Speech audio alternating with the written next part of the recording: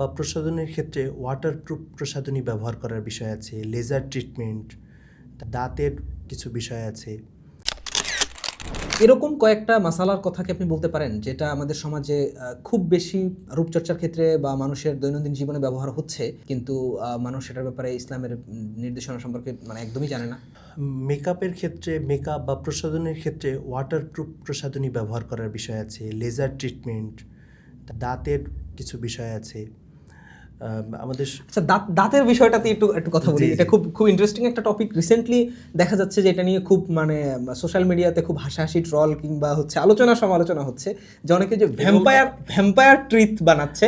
এই যে দুই পাশের যে দাঁত দুইটা, যেটা মাংসাশী প্রাণীর জন্য আল্লাহ তাআলা দিয়েছেন। কারণ আমরা জানি যে মাংসাশী প্রাণীর দাঁত একরকমের হয় আর তৃণভোজী প্রাণীর দাঁত একরকম হয়, কিন্তু মানুষকে আল্লাহ তাআলা সৃষ্টি করেছেন দুইটাই খাওয়ার জন্য, মাংস এবং শাকসবজি। পশু খাবে ঘাস, মানুষ খাবে শাকসবজি, যার ধরুন আল্লাহ তাআলা মানুষকে দুই রকমের দাঁতই দিয়েছেন।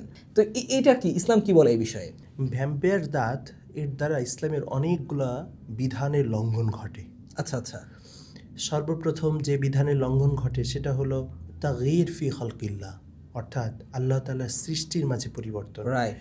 এই বডির মালিক আমি না, আমি বডির ব্যবহারের অনুমতি আছে, কিন্তু বডির মাঝে সৃষ্টিগত কোনো পরিবর্তন করার অনুমতি আমার নেই। মৌলিকত্বে কোনো পরিবর্তন আনা যাবে না, বাকি যা আছে ওটাকে সুন্দর পরিপাটি করা যাবে। ওটাকে পরিবর্তন, বা ওইটা যদি কোনো ত্রুটিপূর্ণ হয়, যেমন এই দাঁতের সাথেই, যেমন আমি একটা উদাহরণ দিলে খুবই বিষয়টা ক্লিয়ার হয়ে যাবে।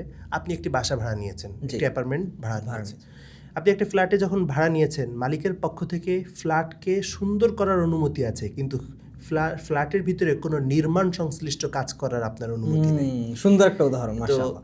আল্লাহ তাআলা আপনাকে এই বডিটা আল্লাহ তাআলার দেওয়া আমানত, আল্লাহ এটার মালিক, এটা আপনাকে ব্যবহারের অনুমতি দিয়েছে, এটার মাঝে সৃষ্টিগত পরিবর্তনের অনুমতি আল্লাহ তাআলা দেন নাই। তো এই কাজটা, এই ধরনের বিধান লঙ্ঘন হচ্ছে, যেটা সম্পূর্ণ কোরআন এবং হাদিস বিরোধী কাজ। আল্লাহ তাআলা এটা থেকে আমাদের সবাইকে হেফাজত করেন।